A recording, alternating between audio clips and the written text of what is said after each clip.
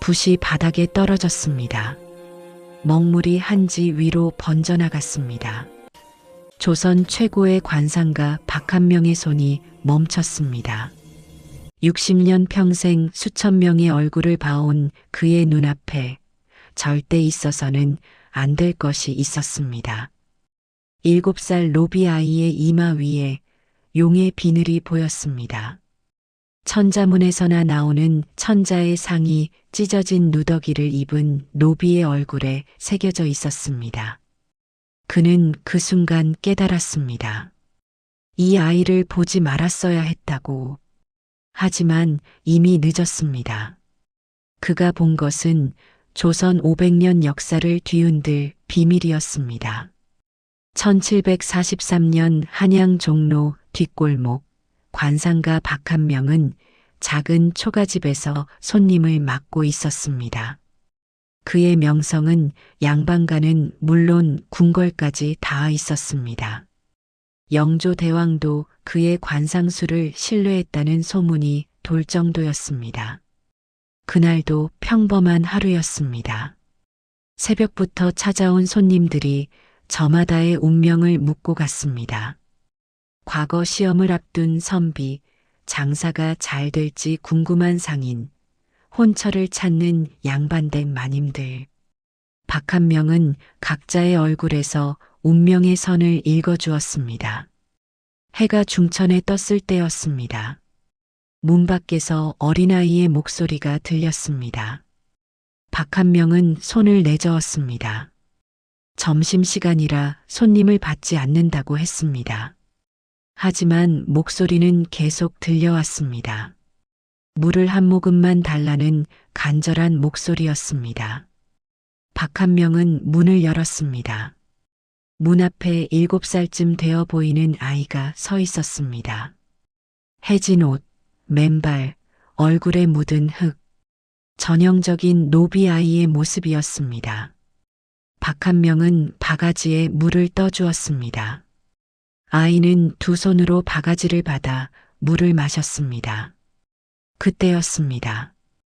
햇빛이 아이의 얼굴을 비쳤습니다. 박한명의 시선이 아이의 이마에 고정됐습니다. 관상가의 본능이 발동했습니다. 60년간 수련한 눈이 자동으로 아이의 골상을 읽기 시작했습니다. 이마의 폭이 넓고 둥글었습니다. 천정이 뚜렷하게 솟아 있었습니다. 미간의 거리가 완벽했습니다. 눈썹이 칼로 그은 듯 일직선이었습니다. 코가 높고 콧방울이 단정했습니다. 입술이 두툼하면서도 붉었습니다. 턱선이 사각형을 이루며 힘이 있었습니다. 귀가 크고 귓불이 어깨까지 닿을 듯 길었습니다. 박한명의 손에서 붓이 떨어졌습니다. 이것은 제왕의 상이었습니다. 관상학 경전에 나오는 천자의 7가지 특징을 모두 갖춘 얼굴이었습니다. 하늘이 내린 황제의 상, 천명을 받은 자의 골격, 그것이 지금 헐벗은 노비 아이의 얼굴에 새겨져 있었습니다. 박한명은 뒤로 물러섰습니다. 아이는 물을 다 마시고 바가지를 내려놓았습니다. 고맙다는 인사를 하고 돌아서려 했습니다. 박한명은 아이를 불러 세웠습니다. 목소리가 떨렸습니다. 아이의 이름은 석동이었습니다. 성은 없었습니다. 노비였기 때문입니다. 집은 남산 아래 움막이었습니다. 아버지는 모른다고 했습니다. 어머니는 대감댁 노비였습니다. 석동은 그렇게 짧게 대답하고 다시 돌아서려 했습니다. 박한명은 석동의 팔을 잡았습니다. 다시 한번 얼굴을 봐야 했습니다. 자신의 눈이 틀렸을 거라고 생각했습니다. 박한명은 석동을 집 안으로 들였습니다. 햇빛 아래서 다시 얼굴을 봤습니다. 각도를 바꿔가며 광고를 살폈습니다. 이마를 만져봤습니다. 뼈의 구조를 확인했습니다. 눈의 깊이를 측정했습니다. 코의 높이를 가늠했습니다. 턱의 힘을 느꼈습니다. 귀의 모양을 확인했습니다. 결론은 같았습니다. 이것은 천자의 상이었습니다. 관상학 고전 마의상법에 나오는 제왕상의 모든 특징이 있었습니다. 일월각이 뚜렷했습니다. 천창골이 완벽했습니다. 상근이 높고 곧았습니다. 법령이 깊고 길었습니다. 지각이 사각으로 단단했습니다. 이것은 학문으로 배운 것이 아니었습니다. 타고난 골상이었습니다. 박한명은 숨이 막혔습니다. 이것이 의미하는 바를 알았기 때문입니다. 이 아이는 왕이 될 운명이었습니다. 아니, 왕이 되어야 할 운명이었습니다.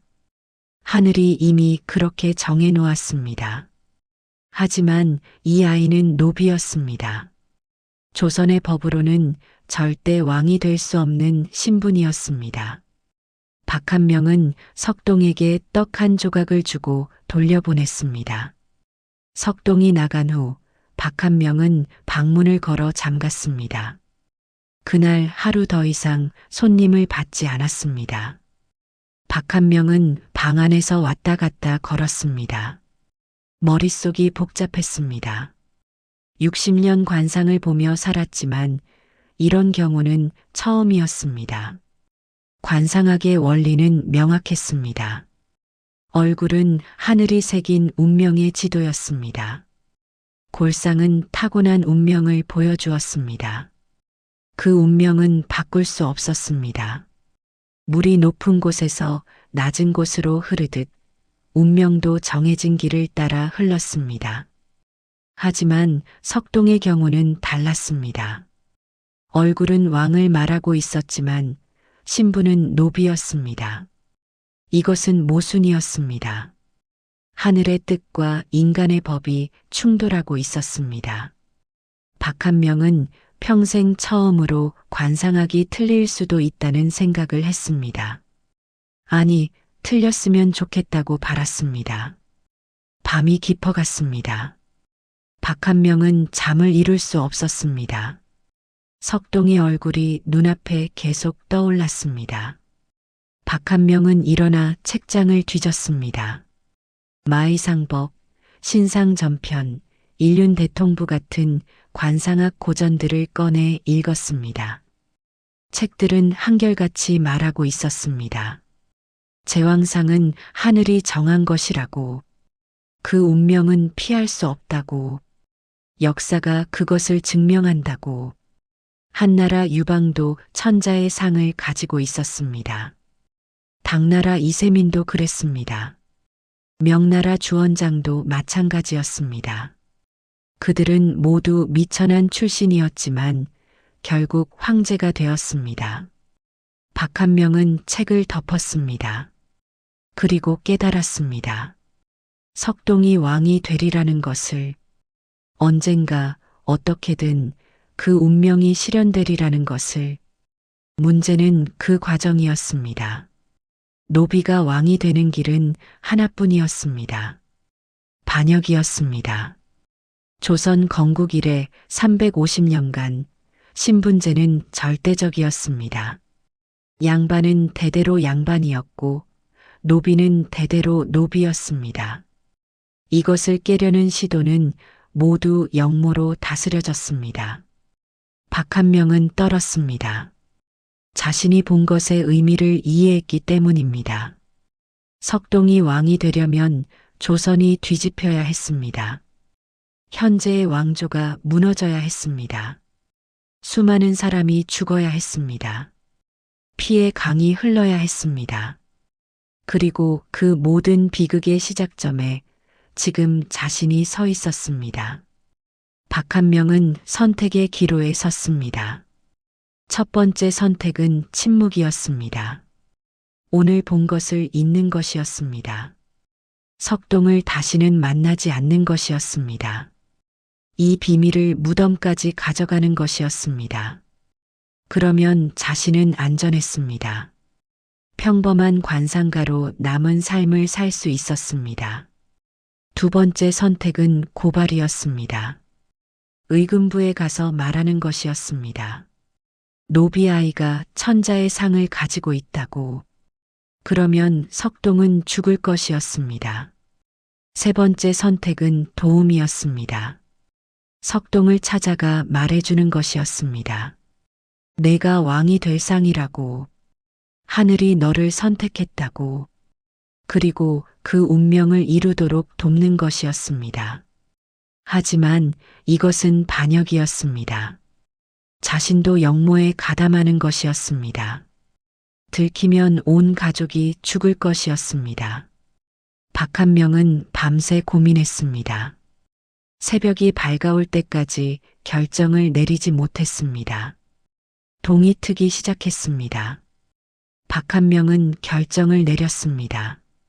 침묵이었습니다. 아무것도 하지 않기로 했습니다.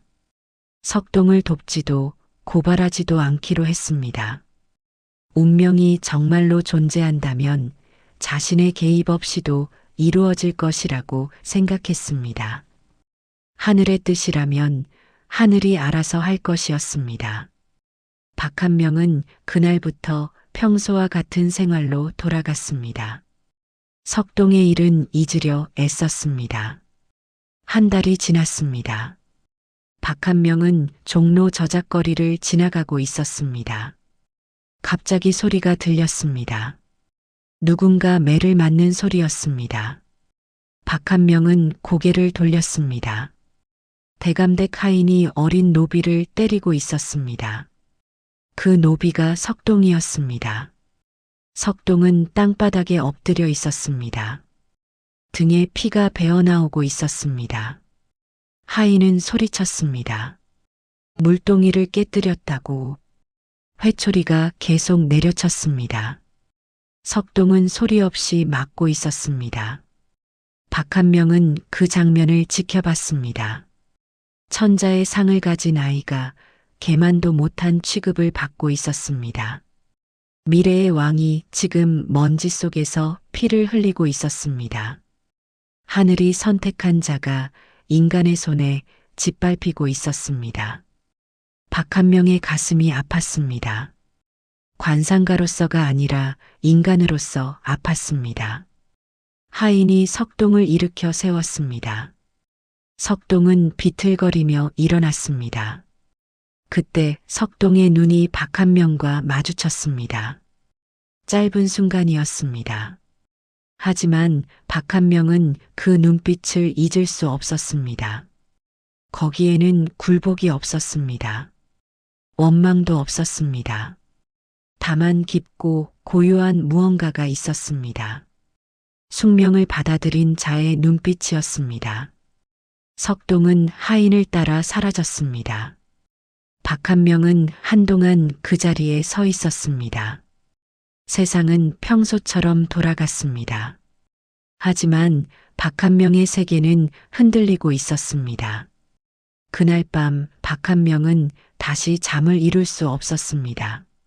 석동의 눈빛이 계속 떠올랐습니다. 그리고 깨달았습니다. 침묵은 선택이 아니었다는 것을, 아무것도 하지 않는 것도 하나의 행동이라는 것을, 자신이 돕지 않으면 석동은 노비로 죽을 것이었습니다. 천자의 상은 의미가 없어질 것이었습니다. 하늘의 뜻은 이루어지지 않을 것이었습니다. 박한명은 다시 선택의 기로에 섰습니다. 며칠을 더 고민했습니다. 가족을 생각했습니다. 노모가 계셨습니다. 아내가 있었습니다. 자식이 둘 있었습니다. 이들을 위험에 빠뜨릴 수 있었습니까? 한 사람의 운명을 위해 가족 전체를 희생할 수 있었습니까? 답은 나오지 않았습니다. 박한명은 경전을 다시 펼쳤습니다. 주역을 읽었습니다. 그곳에서 한 구절을 발견했습니다. 천명을 따르는 자는 흥하고 천명을 거스르는 자는 망한다. 박한명은 이 구절을 곱씹었습니다. 석동을 돕는 것이 천명을 따르는 것이라면 거기에 복이 있을 것이었습니다. 설령 과정에서 고난이 있어도 결국은 흥할 것이었습니다. 박한명은 마침내 결심했습니다. 석동을 찾아가기로 했습니다. 비밀을 말해주기로 했습니다. 그리고 도울 방법을 찾기로 했습니다. 이것은 반역이 아니라고 스스로를 설득했습니다. 하늘의 뜻을 이루는 것이라고 믿었습니다. 다음 날 박한명은 남산 아래로 갔습니다. 석동이 사는 움막을 찾았습니다. 움막은 비탈진 언덕에 있었습니다. 나무와 짚으로 대충 엮은 집이었습니다. 비가 새고 바람이 들어오는 곳이었습니다. 이곳에 석동이 어머니와 함께 살고 있었습니다. 박한명이 문을 두드렸습니다. 안에서 여자의 목소리가 들렸습니다. 문이 열렸습니다. 30대 중반쯤 되어 보이는 여자가 나왔습니다. 석동의 어머니였습니다. 어머니는 경계하는 눈빛이었습니다. 양반이 노비의 움막을 찾아온 것이 이상했기 때문입니다. 박한명은 해를 끼치러 온 것이 아니라고 안심시켰습니다.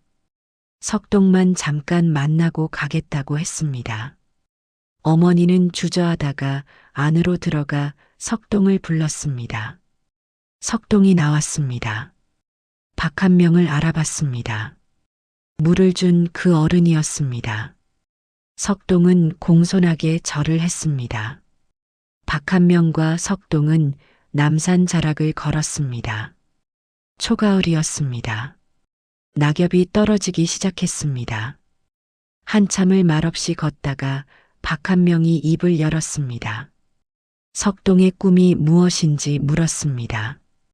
석동은 잠시 생각하다가 대답했습니다. 꿈은 없다고 했습니다. 노비는 꿈을 꿀 수 없다고 했습니다. 박한명은 멈춰 섰습니다. 석동도 멈췄습니다. 박한명은 석동의 눈을 똑바로 봤습니다. 박한명은 석동에게 말했습니다. 내게는 특별한 운명이 있다고. 하늘이 너를 선택했다고. 내 얼굴에 왕의 상이 새겨져 있다고. 너는 언젠가 높은 자리에 오를 것이라고.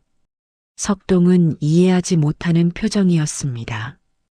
7살 아이가 이해하기엔 너무 큰 이야기였습니다. 박한명은 쉬운 말로 다시 설명했습니다.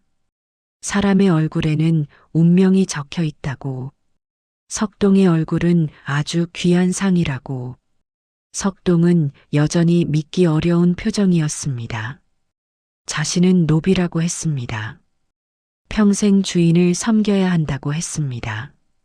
박한명은 고개를 저었습니다. 운명은 신분보다 강하다고 했습니다. 하늘의 뜻은 인간의 법을 이긴다고 했습니다. 박한명은 석동에게 약속을 받았습니다. 오늘 들은 이야기를 아무에게도 하지 말라고. 이것은 위험한 이야기라고. 석동은 고개를 끄덕였습니다. 비밀로 하겠다고 약속했습니다. 박한명은 석동에게 또 다른 약속을 했습니다. 앞으로 자신이 석동을 도울 것이라고, 공부를 가르칠 것이라고, 세상을 보는 법을 알려줄 것이라고, 그래서 언젠가 운명을 이룰 준비를 시킬 것이라고. 석동은 조용히 들었습니다. 완전히 이해하지는 못했지만 진지하게 받아들였습니다. 그날부터 박한명의 비밀스러운 일이 시작됐습니다. 한 달에 한두 번 박한명은 남산 아래를 찾았습니다. 석동을 만났습니다. 처음에는 글을 가르쳤습니다. 천자문을 시작으로 사서삼경을 읽혔습니다. 석동은 놀라운 속도로 배웠습니다. 한 번 들은 것을 잊지 않았습니다. 한 번 본 글자를 기억했습니다. 1년이 지났습니다. 석동은 8살이 되었습니다. 이제 기본적인 한문을 읽을 수 있었습니다. 박한명은 역사를 가르치기 시작했습니다. 중국의 역대 왕조 이야기를 들려줬습니다. 한나라 유방이 어떻게 황제가 되었는지, 당나라 이세민이 어떻게 제국을 세웠는지, 명나라 주원장이 어떻게 거지에서 황제가 되었는지, 석동은 이 이야기들을 좋아했습니다. 눈을 빛내며 들었습니다. 박한명은 하나하나 설명했습니다. 덕, 용기, 지혜, 인내. 그것들이 제왕의 자질이라고 가르쳤습니다. 2년이 지났습니다. 석동은 9살이 되었습니다. 이제 역사와 철학의 기초를 알고 있었습니다. 박한명은 더 깊은 것을 가르치기 시작했습니다. 천명론을 설명했습니다. 하늘이 제왕을 선택한다는 사상, 부당한 왕은 하늘이 버린다는 생각, 새로운 왕조는 하늘의 명령으로 세워진다는 믿음. 석동은 조용히 들었습니다. 점점 자라면서 이해의 깊이가 깊어졌습니다. 3년이 지났습니다. 석동은 10살이 되었습니다. 그해 봄, 큰 사건이 일어났습니다. 석동이 속한 대감댁에 변화가 있었습니다. 늙은 대감이 죽고 아들이 집안을 물려받았습니다.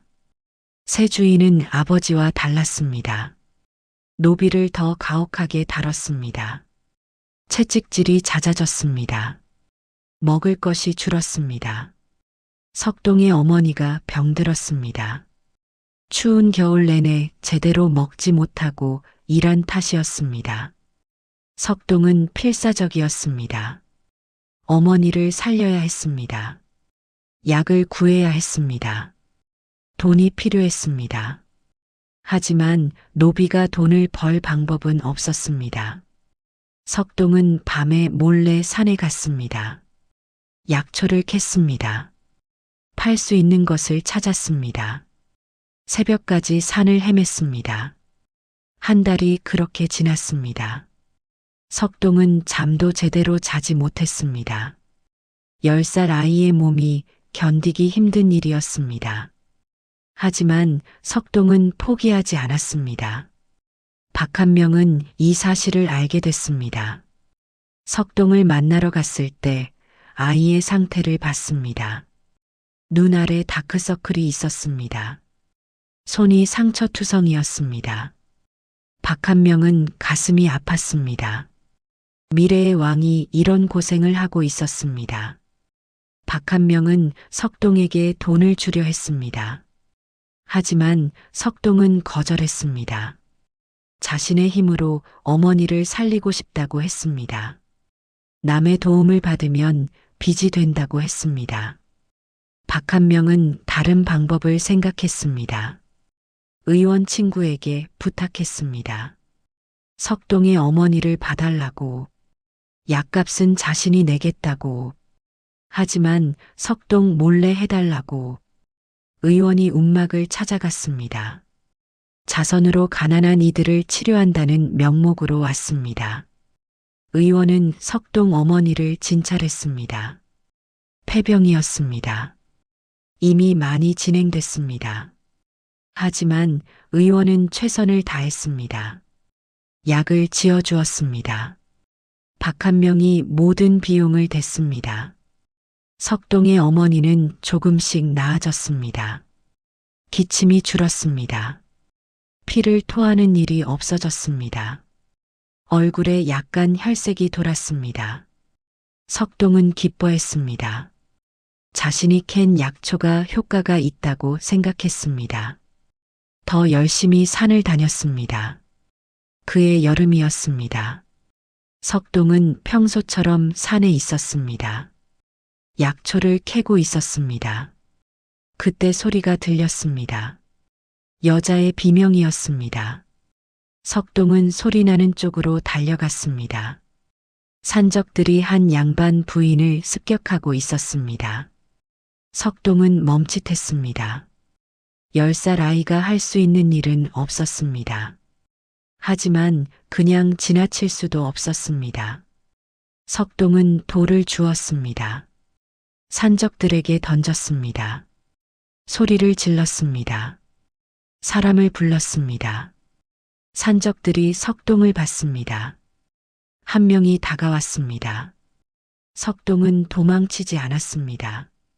나무 막대기를 들고 섰습니다. 산적이 칼을 들었습니다. 그때 다른 소리가 들렸습니다. 말발굽 소리였습니다. 광군이었습니다. 근처에서 순찰 중이던 군사들이 비명을 듣고 달려온 것이었습니다. 산적들은 흩어져 도망갔습니다. 석동은 그 자리에 주저앉았습니다. 양반 부인이 석동에게 다가왔습니다. 고맙다고 했습니다. 내가 아니었으면 큰일 날 뻔했다고 했습니다. 이름이 무엇이냐고 물었습니다. 석동은 대답했습니다. 부인은 놀랐습니다. 노비 아이였기 때문입니다. 부인은 석동에게 상을 주겠다고 했습니다. 석동은 괜찮다고 했습니다. 당연한 일을 했을 뿐이라고 했습니다. 부인은 석동의 태도에 감동했습니다. 이 아이는 보통 노비가 아니라고 느꼈습니다. 며칠 후 그 양반 부인의 남편이 석동의 주인을 찾아왔습니다. 자신의 부인을 구한 노비를 사고 싶다고 했습니다. 값을 후하게 쳐주겠다고 했습니다. 주인은 석동을 팔기로 했습니다. 석동은 새 주인 집으로 갔습니다. 어머니와 헤어져야 했습니다. 이별하는 날 어머니는 울었습니다. 석동은 울지 않았습니다. 어머니에게 약속했습니다. 반드시 다시 만나겠다고, 언젠가 자유의 몸이 되어 돌아오겠다고. 새 주인은 달랐습니다. 석동을 때리지 않았습니다. 제대로 먹였습니다. 그리고 특별한 명령을 내렸습니다. 석동에게 글을 더 배우게 하라고, 서당에 보내라고. 석동은 서당에 다니기 시작했습니다. 물론 양반 자제들과 같이 앉을 수는 없었습니다. 밖에서 엿들어야 했습니다. 하지만 그것만으로도 충분했습니다. 석동은 귀로 듣고 배웠습니다. 집에 돌아와 박한명에게 배운 것을 복습했습니다. 박한명은 석동의 새로운 환경을 기뻐했습니다. 이것은 하늘의 도움이라고 생각했습니다. 운명이 스스로 길을 만들고 있었습니다. 5년이 흘렀습니다. 석동은 15살이 되었습니다. 이제 청소년이었습니다. 키가 훌쩍 자랐습니다. 어깨가 벌어졌습니다. 목소리가 굵어졌습니다. 그리고 얼굴의 제왕상이 더욱 뚜렷해졌습니다.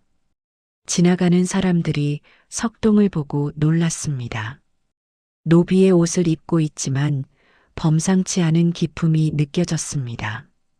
석동은 이제 사서삼경을 통달했습니다. 역사와 병법도 알고 있었습니다. 그의 가을, 조선에 큰 변화가 있었습니다. 영조대왕이 승하하고 정조가 즉위했습니다. 새 임금은 개혁을 꿈꿨습니다. 신분제의 완화, 노비제도의 개선 같은 것들을 생각했습니다. 하지만 기득권 양반들의 반발이 거셌습니다. 조정은 경랑에 휩싸였습니다. 박한명은 이 변화를 주시했습니다.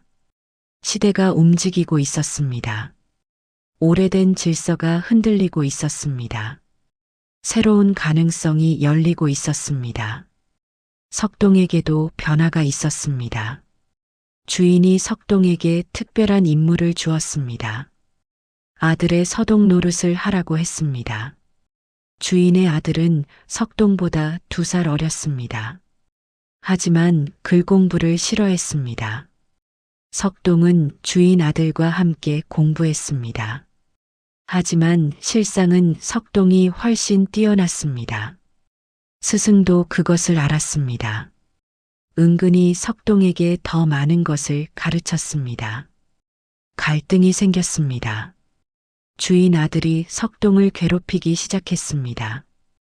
공부하는 중에 방해했습니다. 일부러 잘못을 만들어 벌을 받게 했습니다. 하지만 석동은 참았습니다. 화를 내지 않았습니다. 말대꾸하지 않았습니다. 그저 묵묵히 견뎠습니다. 박한명은 석동에게 물었습니다. 왜 참기만 하냐고. 석동은 대답했습니다. 지금은 때가 아니라고 했습니다. 자신은 아직 약하다고 했습니다. 언젠가 때가 오면 그때 일어서겠다고 했습니다. 박한명은 놀랐습니다. 15살 아이의 입에서 나온 말이라고 믿기 어려웠습니다. 이것은 깊은 통찰이었습니다. 인내의 지혜였습니다. 때를 아는 능력이었습니다. 박한명은 확신했습니다.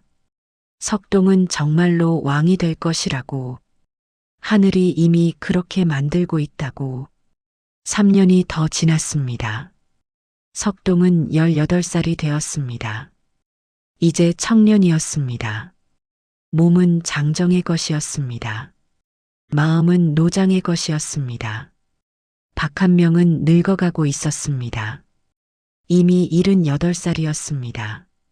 언제 죽어도 이상하지 않은 나이였습니다.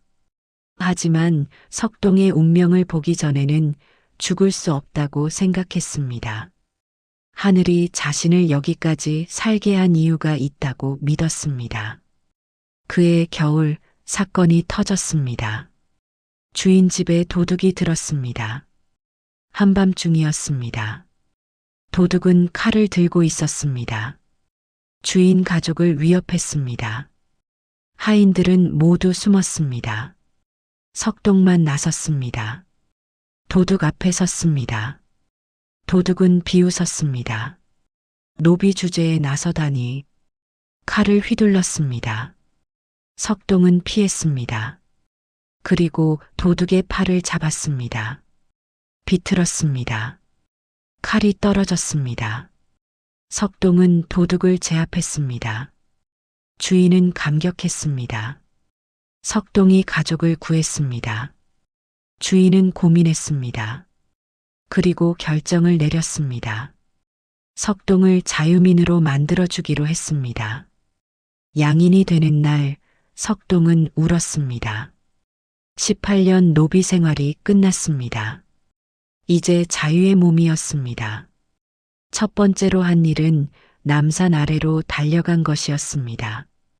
어머니를 만나러 갔습니다. 어머니는 늙어 있었습니다. 석동은 어머니를 안았습니다. 약속을 지켰다고 말했습니다. 자유가 되어 돌아왔다고 했습니다. 이제 어머니를 모시겠다고 했습니다. 어머니도 울었습니다. 박한명도 소식을 들었습니다. 석동을 찾아갔습니다. 축하했습니다. 그리고 말했습니다. 이제 시작이라고. 진짜 운명이 펼쳐질 것이라고. 석동은 고개를 숙였습니다. 박한명에게 깊이 감사했습니다. 스승이 없었다면 지금의 자신도 없었을 거라고 했습니다. 석동은 양인이 되어 새로운 삶을 시작했습니다. 작은 서당을 열었습니다. 가난한 아이들을 가르쳤습니다. 양반 자제만이 아니라 상민의 자식도 받았습니다. 신분을 따지지 않았습니다. 배우고자 하는 마음만 있으면 가르쳤습니다. 소문이 퍼졌습니다. 젊은 스승이 있는데 학식이 대단하다고, 신분을 가리지 않고 가르친다고. 사람들이 찾아왔습니다. 제자가 늘었습니다. 석동의 서당은 유명해졌습니다. 하지만 양반들은 못마땅해 했습니다. 천민 출신이 스승 노릇을 한다는 것이 기분 나빴습니다. 석동은 신경 쓰지 않았습니다. 자신의 길을 갔습니다. 낮에는 아이들을 가르쳤습니다. 밤에는 글을 읽고 사색했습니다. 세상을 관찰했습니다. 조선의 문제가 무엇인지 생각했습니다. 어떻게 하면 더 나은 세상을 만들 수 있을지 고민했습니다. 2년이 지났습니다. 석동은 20살이 되었습니다. 박한명은 80살이었습니다. 박한명은 자신의 시간이 얼마 남지 않았다는 것을 알고 있었습니다. 박한명은 마지막으로 석동을 찾아갔습니다. 중요한 이야기를 해야 했습니다. 석동에게 말했습니다. 자신이 곧 죽을 것 같다고. 하지만 걱정하지 말라고. 너의 운명은 이미 정해져 있다고. 반드시 높은 곳에 오를 것이라고. 석동은 슬펐습니다. 박한명은 아버지 같은 존재였습니다. 인생의 등불이었습니다. 박한명은 석동의 손을 잡았습니다. 당부했습니다. 어떤 일이 있어도 덕을 잃지 말라고. 힘을 얻게 되어도 교만하지 말라고. 백성을 사랑하는 마음을 잊지 말라고. 석동은 약속했습니다. 스승의 가르침을 평생 기억하겠다고. 그 뜻을 이루며 살겠다고. 박한명은 만족스러운 표정이었습니다. 60년 관상가 인생에서 가장 보람 있는 일을 했다고 생각했습니다. 하늘이 보여준 운명을 이루도록 도왔습니다. 이제 편히 눈을 감을 수 있었습니다. 박한명은 그의 겨울에 세상을 떠났습니다. 석동은 장례를 치러주었습니다. 3년상을 입었습니다. 스승의 은혜를 평생 잊지 않겠다고 다짐했습니다. 세월이 흘렀습니다. 석동은 30살이 되었습니다. 서당은 더욱 커졌습니다. 제자가 수백 명이 되었습니다. 그들 중 일부는 과거에 급제했습니다. 관직에 올랐습니다. 석동의 명성이 조정까지 들렸습니다. 정조대왕이 석동을 불렀습니다. 궁궐로 오라고 했습니다. 석동은 궁궐에 들어갔습니다. 정조를 만났습니다. 정조는 석동을 보고 놀랐습니다. 용모가 범상치 않았습니다. 노비 출신이라는 것이 믿기지 않을 정도였습니다. 정조는 석동에게 물었습니다. 조선의 문제가 무엇이라고 생각하느냐고. 석동은 솔직하게 대답했습니다. 신분제가 문제라고 했습니다. 사람의 가치를 태어난 신분으로 정하는 것이 잘못이라고 했습니다.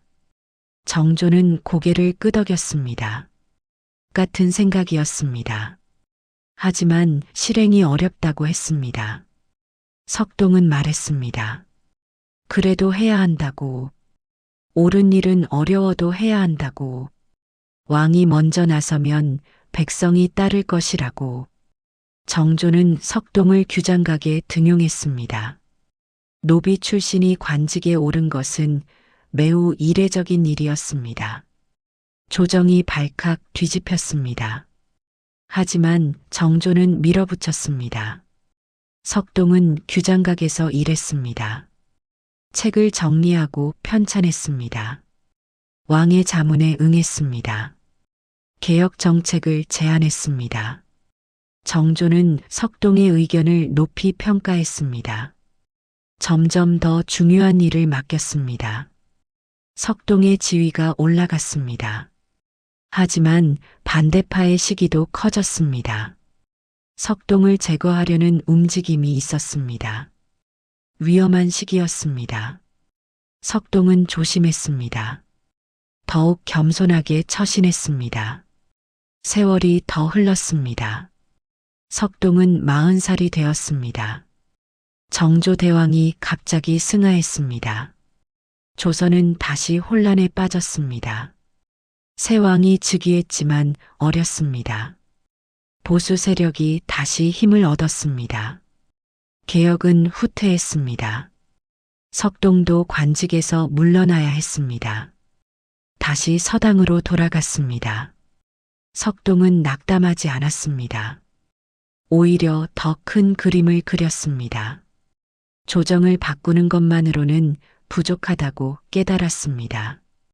백성의 의식을 바꿔야 한다고 생각했습니다.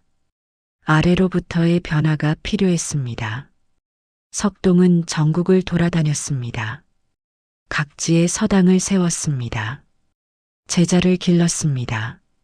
신분을 타파하는 교육을 했습니다. 사람은 평등하다고 가르쳤습니다. 석동의 제자들이 전국에 퍼졌습니다. 10년이 더 지났습니다.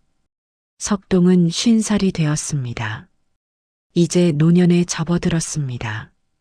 하지만 정신은 더욱 맑았습니다. 지혜는 더욱 깊었습니다. 얼굴의 제왕상은 세월과 함께 더욱 위엄 있게 변했습니다. 사람들은 석동을 보면 저절로 고개를 숙였습니다. 석동의 명성은 전국에 퍼졌습니다. 가난한 백성들 사이에서 석동은 성인으로 여겨졌습니다. 신분의 벽을 넘은 자, 희망의 상징이었습니다. 조정에서도 석동을 무시할 수 없게 됐습니다. 석동의 제자들이 관직에 진출했습니다. 그들은 스승의 가르침을 실천했습니다. 공정한 정치를 했습니다. 백성을 위하는 정책을 폈습니다. 석동파라는 새로운 세력이 형성됐습니다. 시간은 계속 흘렀습니다. 조선 후기, 나라는 쇠락하고 있었습니다. 밖으로는 서양 열강의 침략이 있었습니다. 안으로는 부패와 밀란이 잇따랐습니다. 석동은 60살이 되었습니다. 이제 노인이었습니다. 하지만 영향력은 절정이었습니다. 전국의 백성이 석동을 따랐습니다. 개혁을 원하는 관료들이 석동을 찾았습니다. 어느 날 궁궐에서 사람이 왔습니다. 왕이 석동을 부른다고 했습니다. 나라가 위기에 처했으니 지혜를 빌려달라고 했습니다. 석동은 다시 한양으로 갔습니다. 궁궐에 들어갔습니다. 왕을 만났습니다. 왕은 젊었습니다. 하지만 무능했습니다. 외척과 권신들에게 휘둘렸습니다. 왕은 석동에게 애원했습니다. 도와달라고. 석동은 왕을 봤습니다. 왕의 얼굴에는 천명이 없었습니다. 하늘이 이미 버린 왕이었습니다. 석동은 그때 깨달았습니다. 박한명이 60년 전에 본 것이 무엇인지, 자신의 운명이 무엇인지, 왕이 될 상이라는 말의 의미가 무엇인지. 석동은 궁궐에서 나왔습니다. 조용히 생각했습니다. 자신은 평생 올바른 길을 걸어왔습니다. 덕을 쌓았습니다. 백성을 사랑했습니다. 배움을 나눴습니다. 신분의 벽을 허물었습니다. 수천 명의 제자를 길렀습니다. 지금 조선은 무너지고 있었습니다. 왕조는 부패했습니다. 변화가 필요했습니다. 새로운 시작이 필요했습니다. 혹시 지금이 박한명이 말한 그때가 아닐까? 하지만 석동은 결정하지 않았습니다. 반역은 큰 일이었습니다. 수많은 사람이 죽을 것이었습니다. 피가 흐를 것이었습니다. 자신이 그런 일을 일으킬 자격이 있는가? 확신할 수 없었습니다. 석동은 남은 생을 조용히 살았습니다. 서당에서 제자를 가르쳤습니다. 책을 읽고 글을 썼습니다. 어머니를 모셨습니다. 평범한 노인의 삶을 살았습니다. 석동은 70살에 세상을 떠났습니다. 조용한 죽음이었습니다. 장례식에는 수천 명이 모였습니다. 전국에서 제자들이 왔습니다. 백성들이 왔습니다. 모두 울었습니다. 위대한 스승이 떠났다고. 박한명이 60년 전에 본 것은 무엇이었을까요? 석동의 얼굴에 새겨진 제왕상은 무엇을 의미했을까요? 그것은 정말로 왕이 될 운명이었을까요? 아니면 왕보다 더 높은 무언가였을까요? 석동은 왕좌에 오르지 않았습니다. 하지만 수천 명의 마음을 다스렸습니다. 나라는 얻지 못했습니다. 하지만 사람들의 존경을 얻었습니다. 권력은 잡지 못했습니다. 하지만 영향력은 왕보다 컸습니다. 박한명은 제왕상을 받습니다. 하지만 제왕에는 여러 종류가 있었습니다. 왕자의 제왕만이 제왕은 아니었습니다. 정신의 제왕, 도덕의 제왕, 교육의 제왕도 있었습니다. 조선 최대의 금기는 깨졌습니다. 노비가 왕이 될 수 없다는 금기. 하지만 그것은 권력의 금기였습니다. 더 큰 금기는 다른 곳에 있었습니다. 신분이 사람의 가치를 정한다는 금기. 석동은 그 금기를 깼습니다. 몸소 보여주었습니다. 노비 출신도 성인이 될 수 있다고. 박한명이 본 천자의 상은 틀리지 않았습니다. 석동은 제왕이 되었습니다. 다만 왕자의 제왕이 아니라 정신의 제왕이 되었습니다. 권력으로 다스리는 왕이 아니라 덕으로 다스리는 왕이 되었습니다. 칼로 복종시키는 왕이 아니라 사랑으로 따르게 하는 왕이 되었습니다. 그것이 진짜 제왕상의 의미였습니다. 하늘이 선택한 자는 백성 위에 군림하는 자가 아니라 백성과 함께하는 자였습니다. 석동은 그런 왕이었습니다. 박한명의 선택은 옳았습니다. 석동을 도운 것은 반역이 아니었습니다. 1000명을 이루는 일이었습니다. 다만 그 1000명이 세속의 왕위가 아니었을 뿐입니다. 더 높고 영원한 왕이었습니다. 사람들의 마음속에 세워지는 왕이었습니다. 그리고 그 왕위는 지금도 남아 있습니다. 석동의 가르침은 남았습니다. 제자들이 전했습니다. 그 제자의 제자들이 또 전했습니다. 신분은 사람의 가치를 정하지 않는다는 믿음. 배움은 모두에게 열려 있다는 신념. 덕과 능력으로 평가받아야 한다는 원칙. 그것이 석동이 남긴 유산이었습니다. 왕조보다 오래가는 유산이었습니다. 권력보다 강한 힘이었습니다.